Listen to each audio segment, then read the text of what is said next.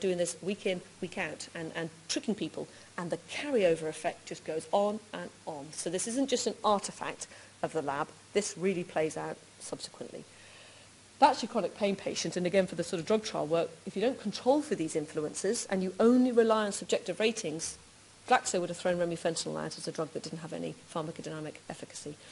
So, the message is you've got to work and get rid of these negative expectations, because that's what they're coming in with what they've read on Wikipedia and everything else, and that is a huge roadblock that is again able to image, and we can mechanistically show what's driving that return to nocebo. And surprise, surprise, we're back to that little entorhinal complex hippocampus, which we saw as turning up the volume for the dysmenorrhea, as where anxiety turns it up. And this is where negative expectation plays out.